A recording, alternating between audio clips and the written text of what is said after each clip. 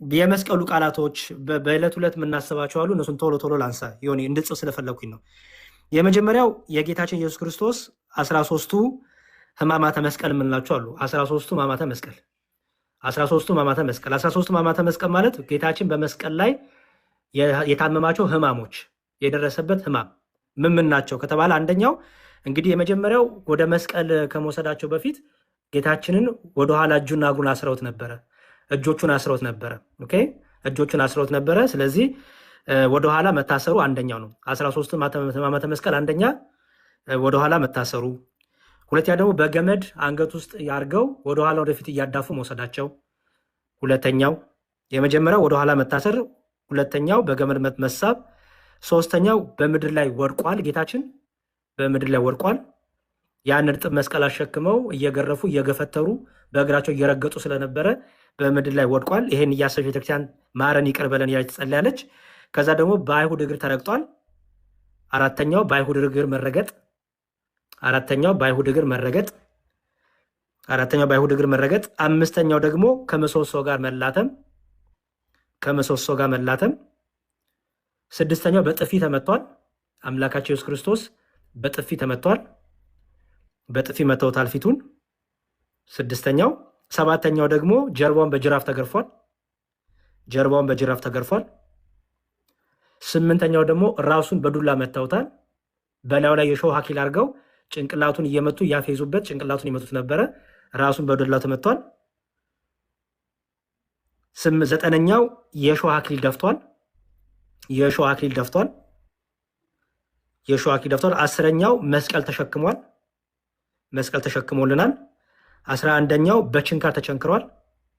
በችንካር እጅና እግሮቹን አንድ ላይ አድርገው ቸንክረዋል።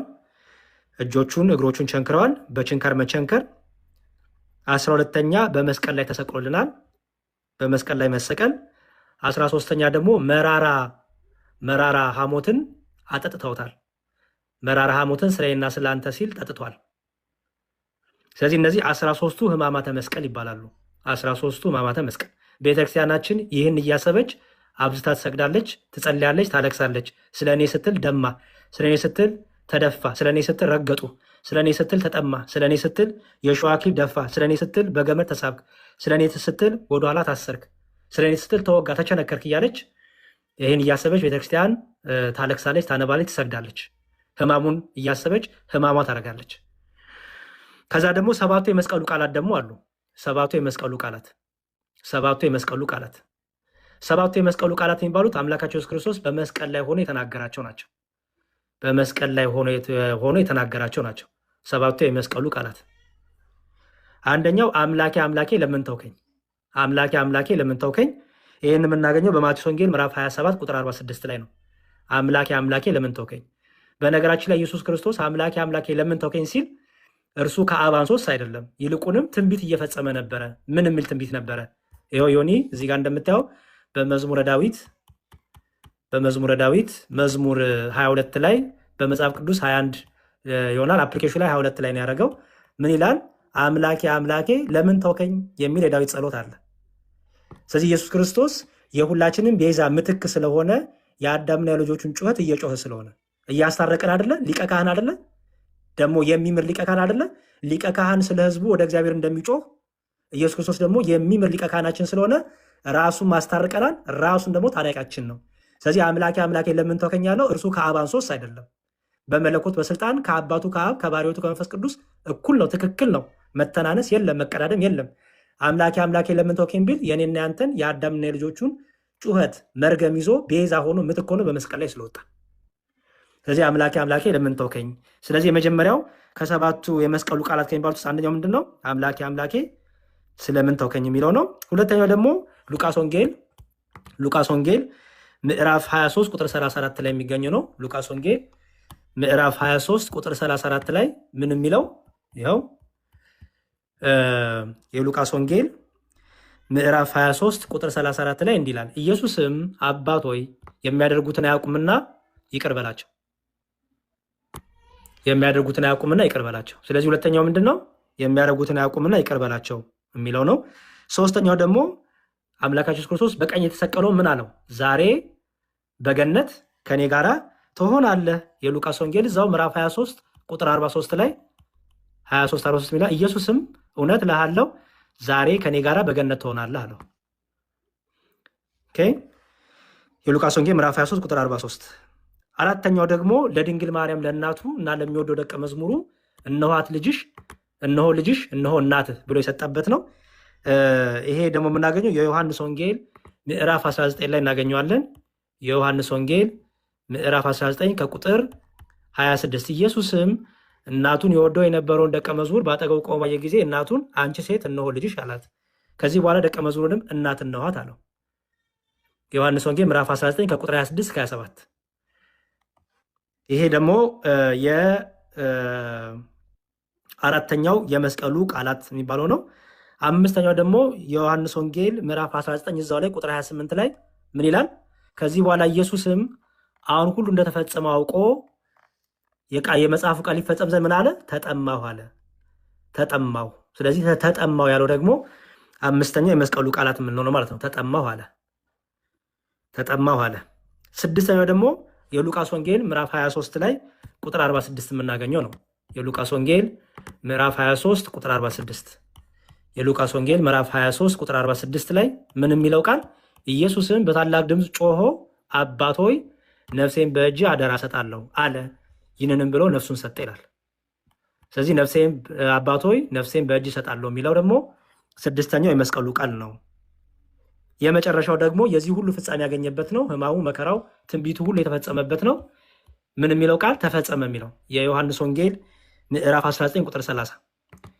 የዮሐንስ ወንጌል ምዕራፍ 19 ቁጥር 30 ምን የሚለው? ኢየሱስም ሆምጣጤውን ከተቀበለ በኋላ ተፈጸመ አለ፣ ራሱንም አዘንብሎ ነፍሱን አሳልፈው ሰጠ ይላል። ስለዚህ ቤተክርስቲያናችን በተለይ በዕለተ ዓርብ ይሄን ሰባቱን የመስቀሉን ቃላት 13ን ሕማማተ መስቀል እያሰበች ትጸልያለች። ስለ እኔ ስትል ስለ እኔ መከራ ተቀበልክ እያለች ይሄን እያሰበች ታዝናለች፣ ታለቅሳለች፣ ትጸልያለች፣ ፍቅሩን ታሳያለች በእንባ በለቅሶ ሰው። እነዚህ በዕለት ዕለት የሚደረጉት ናቸው። ከዛ ደግሞ የዕለት ዕለት ደግሞ ተአምራት አሉ። 7 ተአምራት ተደርጓል። ሆኔ 7 ተአምራት ተደርገዋል። ጌታችን ሲሰቀል 7 ተአምራት ተደርገዋል። 7 ተአምራት ተደርገዋል። አንደኛ ፀሐይ ጨልሟል። ትዝ ይል እንደሆነ ፀሐይ ጨልሟል። አንደኛው ፀሐይ ጨልሟል። ሁለተኛው ጨረቃ ደም ለብሳለች። ጨረቃ ደም ለብሳለች። ጨረቃ ደም ለብሳለች። ሶስተኛ ከዋክብት ረግፈዋል። ከዋክብት ረግፈዋል። አራተኛ ደግሞ አለቶች ተሰነጣጥቀዋል። አለቶች ተሰንጥቀው ነበረ ጌታችን ሲሰቀል። አለቶች ተሰንጥቀዋል። አምስተኛ ደግሞ መቃብራት ተከፍተው ነበረ ጌታችን ሲሰቀል። መቃብራት ሁሉ ተከፍተው ነበረ። ስድስተኛ መቃብራት ተከፍተው አልቀሩ፣ ሙታን ደግሞ ተነስተው ነበረ። ሙታን ተነስተው ወደ የቤተሰቦቻቸው ሄደው ነበረ። የሚገርም መጽሐፍ ቅዱስም ያን ይነግረናል። ጌታችን ሲሰቀል መቃብራት ተከፍተዋል፣ ሙታን ተነስተዋል። ሰባተኛው የቤተ መቅደሱ መጋረጃ ለሁለት ተከፍሏል፣ ተቀዷል።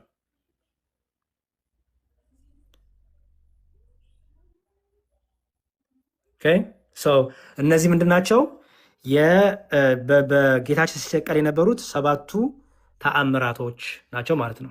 አምስተኛው ምንድን ነው? ይቅርታ ልድገምልህ። ፀሐይ ጨልሟል፣ ጨረቃ ደም ሆኗል፣ ከዋክብት ረግፈዋል፣ አለቶች ተሰንጥቀዋል፣ መቃብራት ተከፍተዋል፣ ሙታን ተነስተዋል። ፀሐይ ጨልሟል፣ ጨረቃ ደም ለብሳለች፣ ከዋክብት ረግፈዋል፣ አለት ተሰንጥቀዋል፣ መቃብር ተከፍተዋል፣ ሙታን ተነስተዋል። የቤተ መቅደስ መጋረጃ ለሁለት ተቀዷል። አንድ ላይ ስለጻፍኩ ነው። ሶሪ። እነዚህ የ7ቱ ተአምራት ይባላሉ ማለት ነው። 7ቱ ተአምራት ይባላሉ። ከዛ ደግሞ 5ቱ ሐዘናት ብለን ደግሞ እመቤታችን በልጇ ሕማም መከራ ያገኛት ደግሞ 5ቱ ሐዘኖች አሉ። የእመቤታችን ሐዘን ሐዘናችን አድርገን ደግሞ እኛም በዕለቱ እናዝናለን።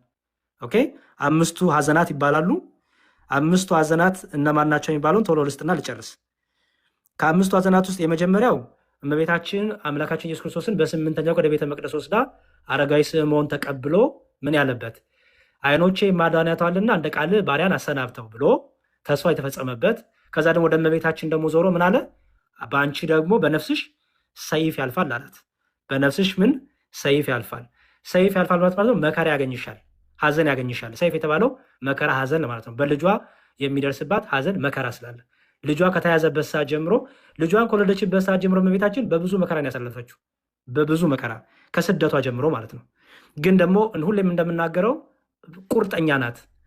በጣም በጣም ጠንካራ እናት ናት። ጠንካራ ብላቴና ናት እና ያን ሁሉ በመከራ የተቀበለች ከልጇ ጋር አብራ። እሺ ይሄን የምናገኘው ሉቃስ ወንጌል ምዕራፍ 2 ከቁጥር 34 እስከ 35። ሉቃስ ወንጌል ምዕራፍ 2 ከቁጥር 34 እስከ 35። ሁለተኛው ደግሞ 3 ቀን ትዝ ይል እንደሆነ በቤተ መቅደስ ክርስቶስ በጠፋ በ3ኛው ቀን ጠፍቶባት በ3ኛው ቀን በቤተ መቅደስ ሊቃውንቱ ጋር ሲያስተምር ሲመልስላቸው አግኝተዋለች። 3 ቀን ሙሉ በልጇ መጥፋት ፍጹም የሆነ ሐዘን ደስ ገብቶባታል። አስተውል ይሆን ያንተ እንኳን ከልጅ አንድ ቢጠፋብን እንዴት ነው የምትሆነው? እኔ ይገርመኛል። ለእመቤታችን ሐዘን ስንል ወገኖቻችን ይቃወሙናል። የራሳቸው ልጅ ቢጠፋባቸው እኮ መከራ ያሉ እኮ ለቅሶ ይቀመጣሉ። በየቦታው እንትን እየለጠፉ ፈልጉን ይላሉ እኮ። ድመት እንኳ ጠፍቶባቸው ሰዎች እኮ መከራ ያሳዩናል። እመቤታችን ደግሞ ልጇ ጠፍቶባት ያን ሐዘን የእመቤታችን ሐዘን ብለን የሉቃስ ወንጌል ምዕራፍ 2 ከቁጥር 41 እስከ 48 የሉቃስ ወንጌል ምዕራፍ 2 ከቁጥር 41 እስከ 48። ሶስተኛው ደግሞ እግሩና እጁን አስረው በጲላጦስ አደባባይ ግርፋቱን ስታይ መከራ ሲያደርሱበት ሲገርፉት ስታይ የዚህን ጊዜ እናቱ አዝናለች። የዮሐንስ ወንጌል ምዕራፍ 19 ቁጥር 1። ምክንያቱም እመቤታችን በክርስቶስ ከተያዘበት ሰዓት ጀምሮ ስትከተል ነበረ፣ አልሸሸችም። የልጇን መከራ እያየች ታዝን ነበረ። አራተኛው ደግሞ በዕለተ ዓርብ ራቁቱን በመስቀል ላይ ቸንክረው በሁለት ወንበዴዎች መካከል ልጇን ሰቅለውት ባየች ጊዜ አዝናለች። ይሄ ደግሞ የዮሐንስ ወንጌል ምዕራፍ 19 ከቁጥር 17 እስከ 22። የዮሐንስ ወንጌል ምዕራፍ 19 ከቁጥር 17 እስከ 22። ጭፍን ጥላቻ ሰው ከሌለው በስተቀር የእመቤታችን ሐዘን በጣም በጣም ጥሩ አእምሮ ላለው እንዲሁ ክርስቲያን እንኳን ባይሆን ጥሩ አእምሮ፣ ንጹህ ሕሊና፣ ንጹህ ልቦና ያለው የእመቤታችን ሐዘን ይገባዋል። ያው ጥላቻ ያለው ሰው ግን አይገባውም። ለእመቤታችን ለድንግል ማርያም ጥላቻ ያለው ሰው ብዙ አይረዳውም። እሺ ከስድስተኛው ስንተኛ ደረስን? አምስተኛ ደረሰው። አምስተኛው አምላካችን ኢየሱስ ክርስቶስን ልጇን ወደ መቃብር ስጋውን ከመስቀል ወደ መቃብር በወሰዱት ጊዜ ይህም ባሰበች ጊዜ ደግሞ እመቤታችን አዝናለች። የዮሐንስ ወንጌል ምዕራፍ 19 ከቁጥር 38 እስከ 42።